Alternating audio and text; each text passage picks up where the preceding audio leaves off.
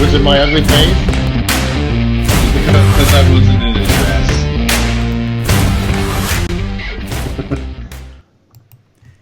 Hey guys, it's John. We're here. We're running a little bit late because Facebook decided to kick me off right away. But you know what? We're back here. We're live, and we like to give you a little warning, like when you turn on something when you have the kids around. It says, "Hey, this may contain scenes of violence or adult themes and stuff like that." But I can guarantee you that there will be some language and some adult stuff going on here tonight. Because tonight we have our good friend in the house. We have Jon Henderson.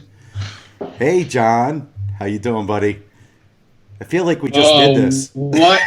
Look at your little intro on the book, man. This is pretty awesome. Sweet, right? Just now. What's going on, fellas? What's happening? So, we just did about 3 minutes of practice, and so we're going to start over again really, really quick. So, hey, everybody, thanks for coming out. It's Thursday night. You're here with South Jersey Beer Scene Live. I got Tom Renzulli with me and our friend Jon Henderson, and we were talking what we'd be doing tonight, guys, if this was a normal year. What would you be doing right now, Tom? Like I said, right now I'd be judging beer, and Vic would be spelling something wrong. Definitely, Vic would be spelling something wrong. That's 100% true. But, we're in some really trying times. But the good news is, John, what's the good news about AC Beer Fest this year? August 7th and 8th. We are in the Beer Festival relocation program right now. We have moved it from this weekend because we didn't really have a choice. Apparently, there's an alien invasion. And we're moving it to August 7th and 8th. Same bands, same breweries, same friends. There's like 30,000 people who are disappointed that this wasn't happening. And it's not that it's not, but that we have to postpone it and move it over to August. And when you put this together, and we know you a little bit, we see how much that you do, and this isn't the only thing you do. You do tons of stuff around the year. There's a lot of moving parts to this. And one of the things that we were really excited about was the bands that you got this year. Against Me is a bucket list band. I saw them a bunch of years ago, and just to be able to see them in our hometown, in our backyard, at one of our favorite events was awesome, in Newfound Glory and Goldfinger. And you were able to get them to move their dates and come and do the shows again in August, which is awesome. It's awesome. Near Dark, Jason, and we pulled this entire piece together, right? And we talked about it. We were 23, 24 days out, and I was, feet in the sand. We're doing it. And in a 2-day period, things just kind of snowballed to where, meetings with the convention center, conversations with local health officials, conversations with industry people, and I was like, yeah, man, it's not going to happen, and it was heartbreaking, but in that kind of short window, a little more than 48 hours, maybe give or take, we took this entire thing that was essentially ready to roll, man, and picked it up and just plopped it right in August. Unfortunately, we landed on top of Manahopkin Beer Fest, but I guess they adjusted and they're August 1st, I think. So, I think everything kind of, in the cards, we got lucky. You can be lucky, you can be good. I'll take lucky at this time. Yeah, it's pretty. I stopped in your office a couple times as you were, like kind of trying to figure out what to do and to keep people safe. And, I just want to let everybody know that if this was going to go on, John and his staff had just gone to the nth degree to provide things that were going to keep people as safe as we thought at that time. If you remember at the time when this was changed, we didn't know it was going to be like this. We had no idea. And John was going through to make sure that the experience is going to be safe for everybody. And then at some point, we had, you had to move it. And then the next thing is you have to take all these moving parts and all these things, not just the Beer Fest, but you had AC Beer Week and a lot of things that go along with it, and move it. And then, you have all these people that bought tickets, and to be able to do things to ensure that we could make sure if they couldn't make it, that we could take care of them. I say we as a collective. You guys are a part of this. You guys. But to be able to take care of people. So, tell us a little bit about that. Like, how does that even work? It's a heavy lift, and Absolutely. suck a dick. We'll say it out loud. They have been a challenge, right? It was important to us. We built a 15-year relationship with our consumers, right? With the breweries, friends. We've been doing this a long time. And our reputation means a lot to us, probably more so than the amount of revenue. I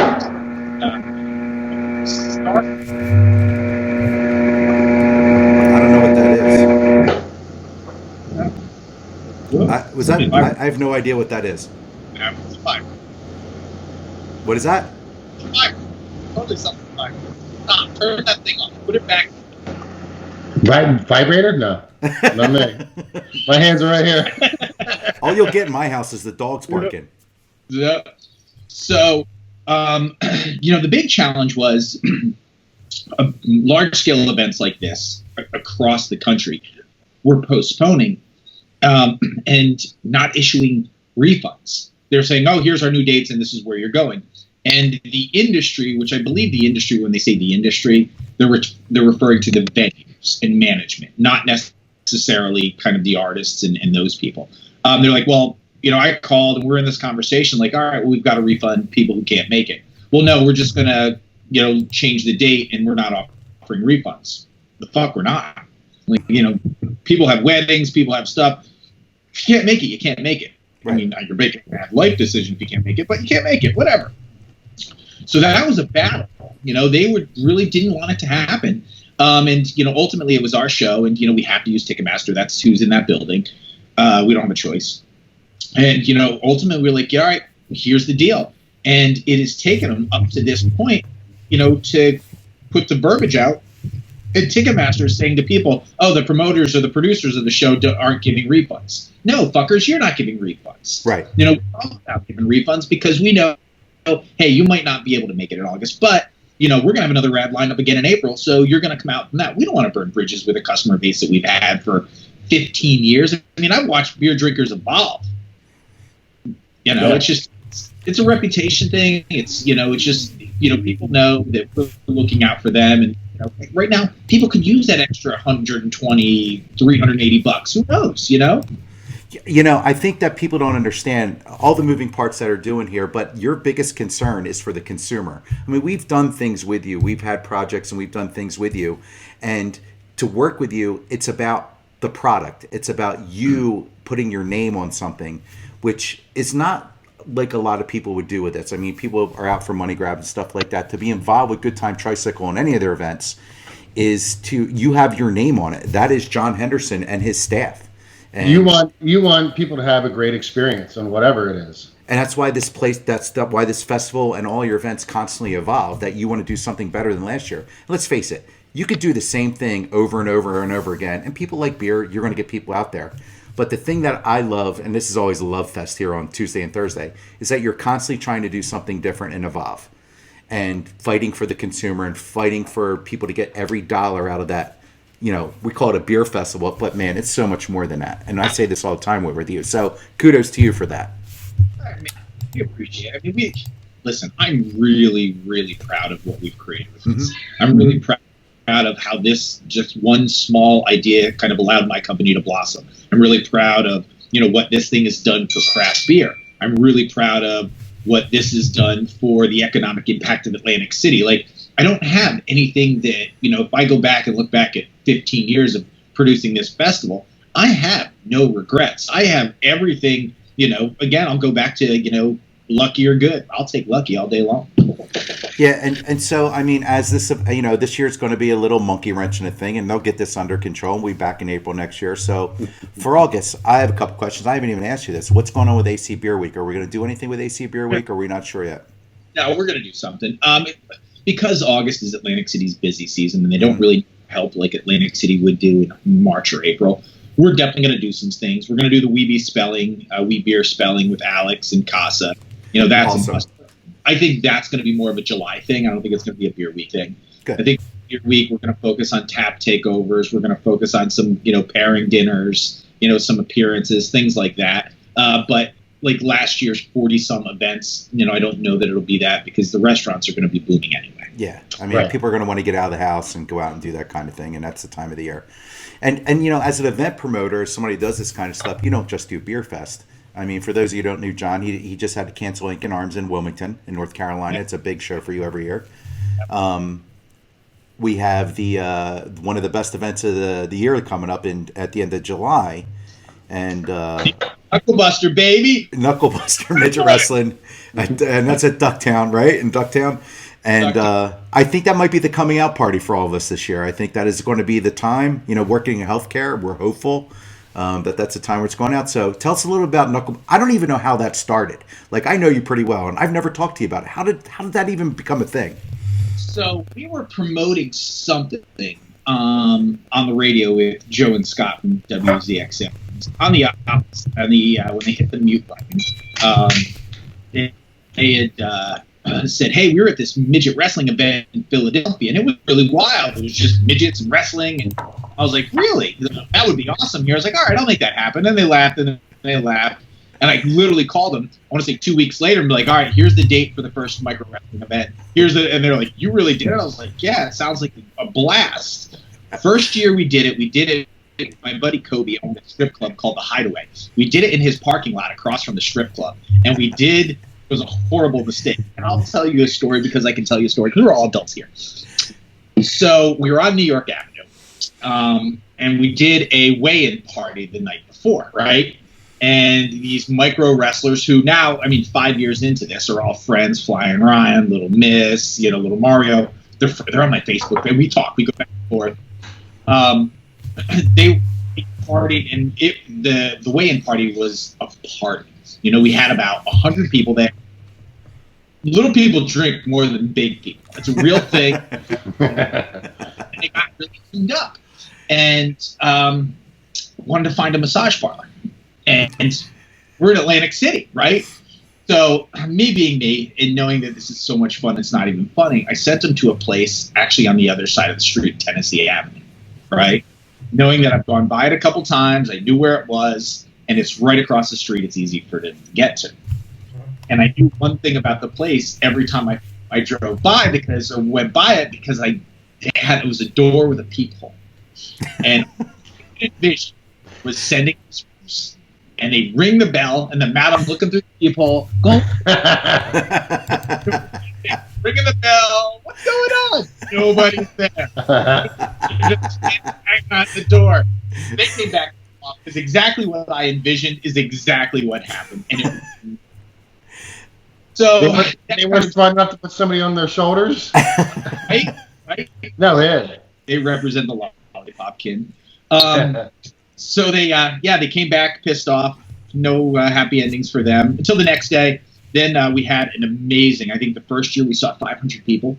And then, my buddy sold his strip club and we moved it to Ducktown, and we've been at Ducktown ever since. Last year we saw about 1,000 people. It's a really, really good time. These wrestlers they put on a hell of a show.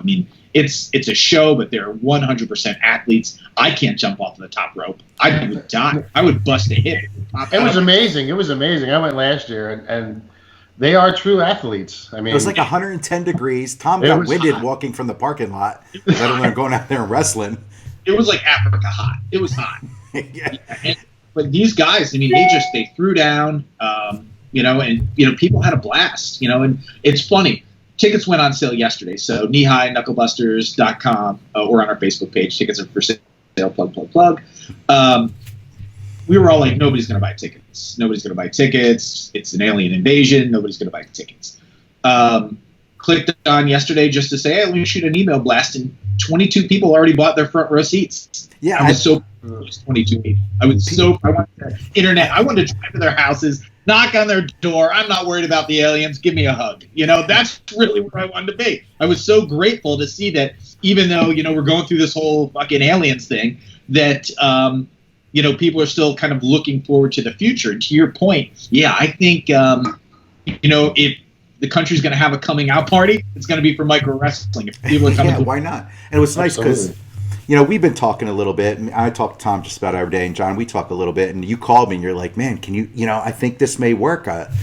People are buying tickets. I think people are being optimistic because there's a lot of doom and gloom out there. This is something that gives people hope, and I think it's I love it. I love the whole thing. Like, I didn't get to go last year. Tom went. It was, but we definitely, if we're all safe and we can go out there, I cannot wait to do this. I think it's going to be the coming out, and I think it's going to be a good time. You also do the Gildas Club Dragon Boat Race, and that's coming up in, that's a couple weeks before that. Yeah, you guys were a big help with that last year. We love that event.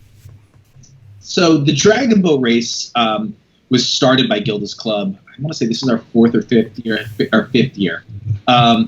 huge win for the cancer support community. This events like this allow Gilda's Club, who, if you're not familiar with the club, what they really do work on the kind of the emotional, mental aspects of what families go through with cancer. A lot of times that's overlooked. Everybody's, worried about the physical being of the person who has cancer, but really aren't thinking about the processes of their daughters, their sons, their wives, their moms. And that's really what Gilda's Club focuses on. I mean, the mental health that's associated with you, with your families, and loved ones, with a cancer diagnosis, has ripples. And to have an organization that's dedicated to, free of charge, to walk in those doors, they don't ask you for a dime. All their programming is completely free. I mean, that's almost unheard of nowadays. Even, with all the good work a lot of 501c3s do, Gilda's Club really says, hey, we've got this piece. This is our piece. Let us help with that. So it's the least, that we can do. Both my parents passed from cancer. It's the least that I can do, my company can do, to say, hey, we're really good at this. Let us help you build this Dragon Boat Festival. And now, in our 5th year, I mean, it's a little over $100,000 in revenue that helps keep Gilda's Club open for free, and support their members. And it's a really fun event. It's at a great place. We've, Lake Lenape has kind of become your home turf for some of the stuff, because you had, in our opinion, the best festival that was done last year was Witchcraft. We love that festival so very much. People are still talking about it, and now people are like worried that they missed out on it last year. They don't want to miss out on it again. It's a great venue, and that's another thing that you guys got coming up that we have to look forward to in October. And I know a half an hour into it last year, I ran into, and you're like, okay, this is what we're going to do next year.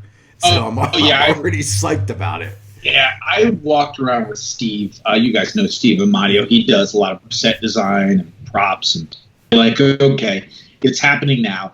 Let's look at the layout. What do we need to add? What do we need to change? Where do we need to do our lights? Where can we create more experiences? How do we add more fun, more interactivity to this kind of chaotic thing that we just created? We've got a plan. We're actually super stoked about this year. I mean, I expect that we'll see 5,000 people, that it will sell out, more breweries, more experiences. And we had a bunch of experiences last year. But yeah, I mean, distilleries, little bonfires, because I like to burn shit. So 2020 was set up to be if we were looking at 2020 last year, in December, wrapping up our year, right? Or after the AC Tattoo Expo and wrapping up our year, we were set for a crusher of a year. We were going to launch the Seltzer event. We were going to launch, and then this alien invasion just fucked our entire, what I'm saying? So, and that's, one of I'm sorry, John, go ahead. No, it's just pulling back and regrouping, and we know that Witchcraft is going to be super well attended. We know that Knee High Knuckle Buster super well attended, Beer Fest super well attended, Dragon Boat, and then of course we've got Seafood Fest. Yeah, that's the other thing. So there's a lot of stuff. This whole alien invasion thing is weird because it's scaring people into their homes. They're afraid that things are going to get out. And our business is built on bringing everybody, and that comes from our company and everybody in our company, like guys like you being social people, right? We're these social animals. Hey, you guys have to stay in your house or you're going to get abducted thing is freaking me out because, this is the conversations that I'm having. It's all on the interwebs. It's all via text. It's all, I miss people. You miss people. I do. Oh, yeah. Oh, my God. Yeah, like Tom and I are like, what can we do to like keep people interested and just talk to our friends? I mean, we're kind of sheltered. I mean, I get to go to work every day, and Tom goes a couple days, and obviously you have your own business, so you can do what you can do. And being in healthcare, I just need to come home and, be able to talk to my friends and who I miss and stuff like that. And it's crazy. Seafood Festival. You got some big things going on with that this year, and I don't know whether you want to talk about it, but Seafood Festival for where it was last year. Was another great event, and it sounds like a Jon Henderson ass kissing party. Tuesdays was the Mike Kivowitz ass kissing party today, and he wasn't even on the show. But Seafood Festival, I think, was so well run. The weather was so great. People were in such a good mood, and we're really looking forward to that too this year. But you got some wrinkles up your sleeve for this one. We're pretty excited about all of that too.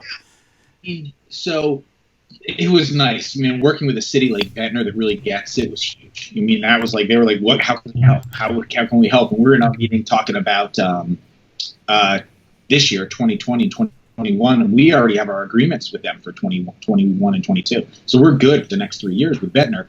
And I said to them, I want to do fireworks. And they were like, we love that idea.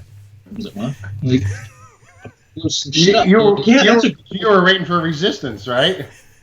What's that?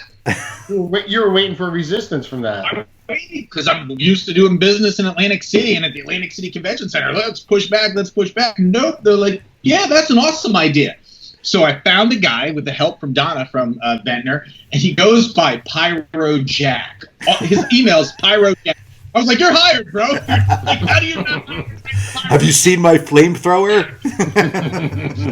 So, yeah, it was awesome. I mean, we set that up. So instead of in previous years, we were 11 to 7.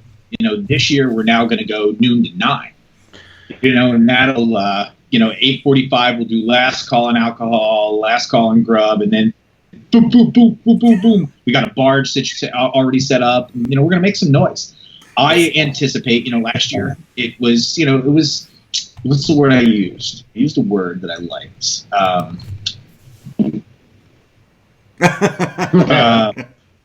Intimate. Intimate was the word. It was an intimate festival. We saw 6,500 of our closest friends, 30 plus restaurants, 18 breweries, another 20 some vendors, kids shit, adult shit. We ran out of beer. In 20 years of doing events, I have never ran out of beer. And my guys came to me at like 4:45, and they're like, yeah, we're on our last kegs. I'm like, shut the fuck up. No, we're not. Like, we're on our last kegs. The high noon's gone. The wine's gone. I was like, oh, shit. And then I watched everybody flock to that beer tent where you guys were hanging out. I was like, there's beer there. They were like, no. Yeah, I left a little bit early that day. I wasn't feeling well, and Tom stayed there. And I remember Gabby was running around grabbing kegs. Gabby Ward was running around grabbing kegs. She was awesome. Yeah, she was awesome, and it was cool to see everybody in there. So I don't want to go any further. Let's talk about what we're drinking here tonight. This is what we're here. One of the reasons we're here. I have a nice Tom's River beer here. I'm drinking New Beginnings double IPA. Good stuff. What do you got there, John? You got a Bolero? I love Bob and Scott. They're good dudes. He's got a little Bolero going on there. And Tom, what are you drinking tonight? I started off with a Schneider Weiss, half a Weissen, but then I went to a Life Coach. And you got something that's pretty cool. Bring out your antique glass. So this was the original Celebration of the Suds from 2006, the very first beer fest of Atlantic City. Can you imagine? I still have them. 10,000 people walking around in a session with glass tasters now. And I believe it was from 12 noon to 10 p.m. one session, and it was $20. And it was $20. 25. Yep. That was our first year. That was like a college course, bro. That was straight up like a college. I sat there and watched it. I stood back and just watched almost 8 hours of just open bar. Yeah, it was awesome. Like I fucked up. People were rough. And at that time I had 30 breweries. And people were just like bang, bang, bang, nonstop, bang, bang, bang, bang. Like I watched people's livers fall out of their bodies. I was like, oh, this can't stay this way. And then got it and went back to the drawing board and was like, okay, if we do it this way, all right, we can break it up. And we're going to do, 3-4 hour sessions, 2 on Saturday, 1 on Sunday. And honestly, that's like, there's a little ego happening right now, but that's how that national, how everybody goes with the 4-hour sessions. Mm-hmm. That's where it was started. The 4-hour session via the ABC guidelines. I mean, we helped write those guidelines. That 4-hour session that's used nationwide started here. And it's funny because every year we see stuff that you do, and then the next year everybody else is doing it. Like silent disco. Yeah. I love the silent disco. I love that friggin' thing. Mm-hmm. So I stole that, right? I was on the computer not looking at porn, so of the other 15 minutes of my time. Hold on, you can do something else with the computer? What's that? Other than look at porn? Apparently you can use bank I have no idea. You know what's next to my mouse? My lotion. So I'm looking at webs, and I'm looking at kind of neat things to do and what can we do next. And I see this thing, and the people are dancing, got headphones on, and I kind of delve a little more, and it was in Germany, and it wasn't even the big October. I was like, that's pretty rad. So I sent the video to my tech guy, Doug, and I was like, can we do this? He's like, yeah, if we get an FM modulator. I was like, I don't give a fuck about the science, man. I don't care about the science. Can you plug some shit in and people will dance and people won't know why we're dancing? Yes. Sweet. Send me a bill. And we pulled it off that first year, which was, I think we've been doing silent disco for probably 11 years, right? And then, that happened. It got 2 years of a run. Then I saw Great American Beer Festival. Oh, yeah, silent disco. And then this silent disco. Motherfuckers! You stole it! Oh. Imitation is the highest form of flattery. I was imitating sometimes. Else, so yeah. But, here's what's good for the industry and good for, beer festivals, right? There's a million beer festivals. You can go to one every weekend. Some are going to do it better than others, but you're at least going to get a beer discovery experience, right? And I think that's extremely important. I do believe that the ancillary programming, the Q&As, the cooking demonstrations, music, kind of distractions for people are healthy, and they're good for a festival, fun, carnival environment. You want to have fun. After a couple beers, you get palate fatigue anyway, right? So if you can space it off, hydrate a little bit, you can actually concentrate your tasting onto something you're looking for specifically. And we added these kind of other moving parts. That was our thought process. It was like, well, let's give people more to do than just drink beer. The underlying theme of our festival has always been celebrate better beer. Be it national beer, be it New Jersey beer, just drink better beer. Drink beer that people put more thought into than kind of just the old Coors Light, Miller Lite,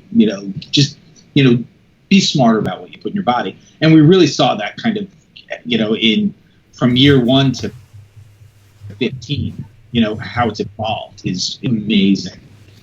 So you've been kind of in the beginning of the craft beer and regular, we say craft beer, but it's more independently produced beer, I think, is what we're talking about.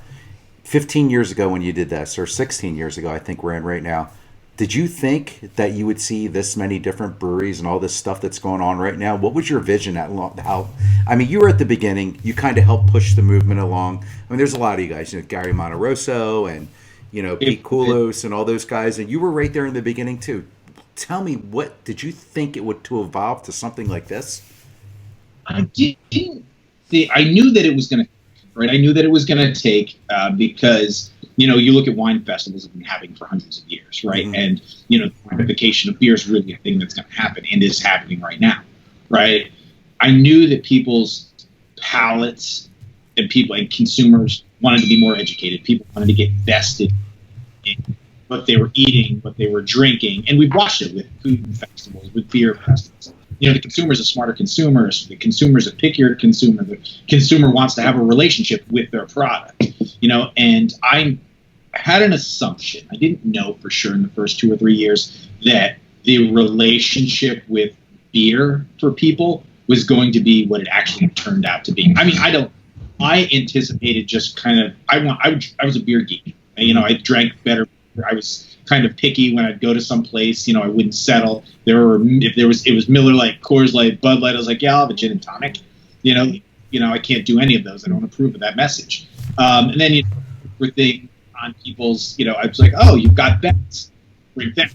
Oh, you've got this. Oh, all right, I'll drink that. And then I started to find Omegang Wit out there, and I was like, oh shit, okay. And then Flying Fish started to poke its head out, and I was like, oh sweet, here we go.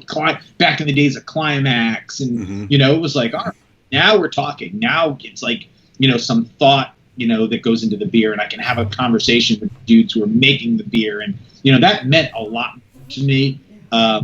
Than just hey, I'm just drinking beer to drink beer. Again, it comes back to at the time I was a consumer, so I wanted to have a relationship with like when we go to restaurants, are you more apt to go to a local restaurant or a chain restaurant?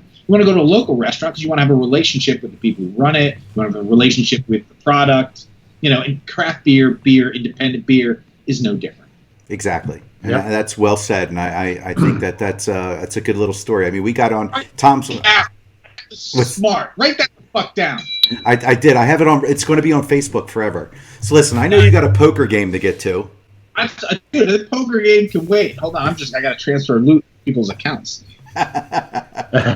So, John, if we got to get some information for Atlantic City Beer Fest regarding anything for the tickets, for refunds, for any of that, what's the best way to look you guys up?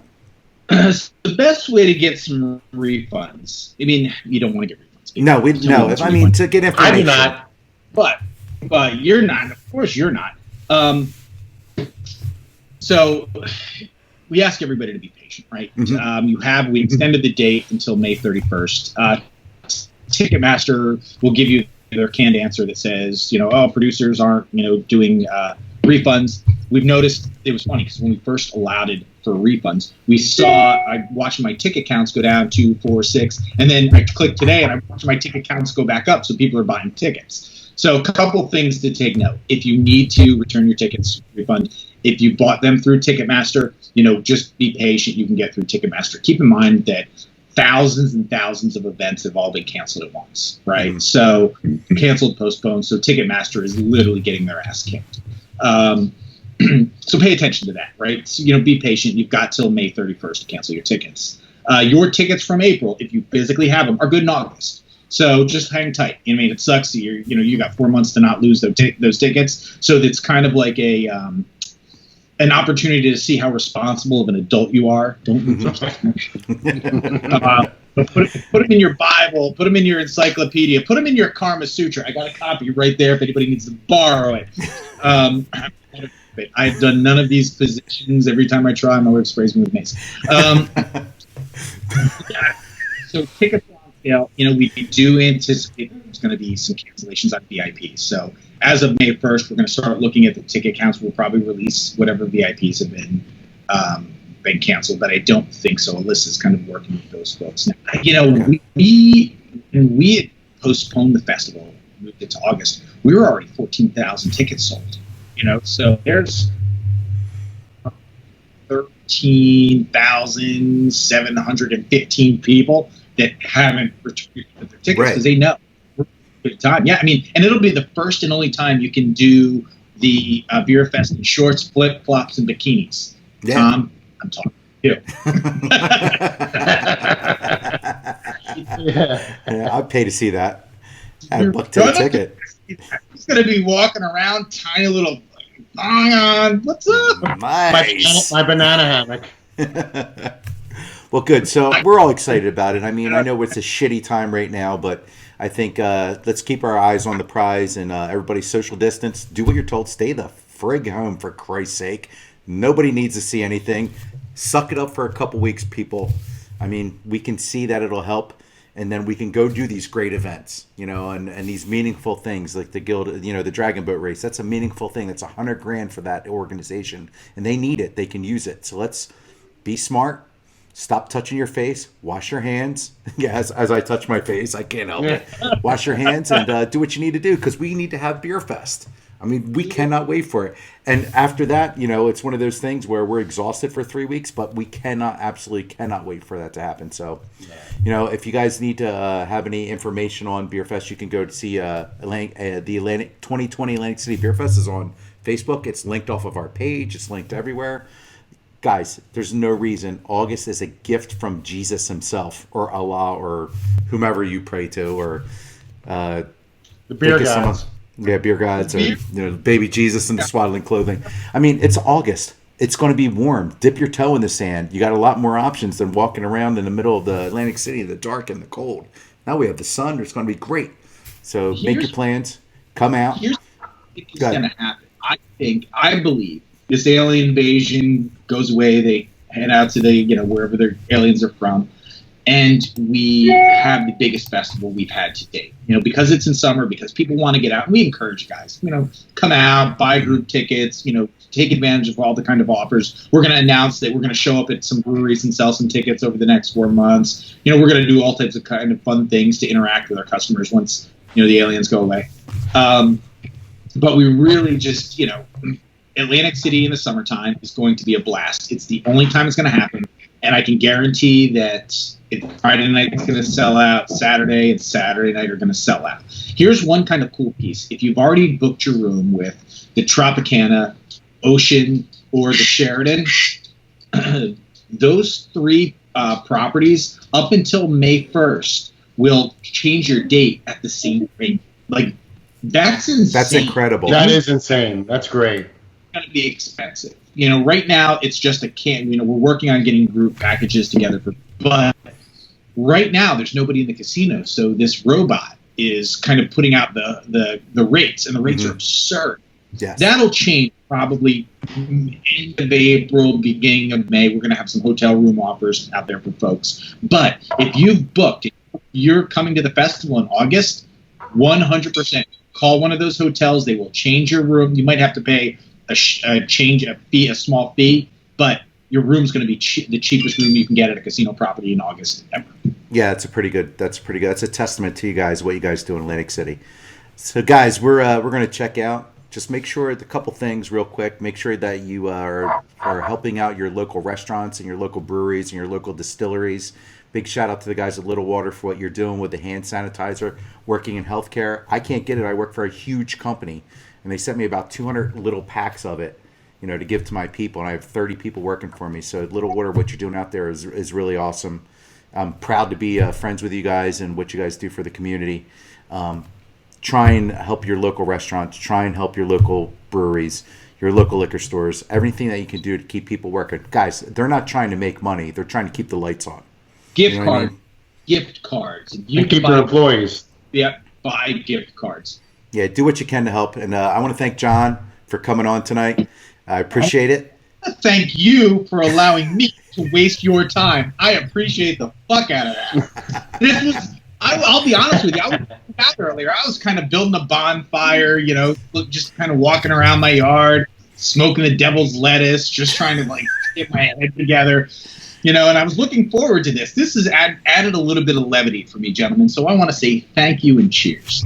Cheers to you. And as we always end, our broadcast, from the suggestion from Other Half and Rob Callahan. We're going to go brewery strong. Stay safe out there, guys, and we'll see you on Tuesday night. Tuesday night, I got Adam Mazzola from Summer Swelter, and we got the people from Axe and Arrow. I don't know if Crystal, Josh, I don't know who's going to be on, but Axe and Arrow is going to be on with us.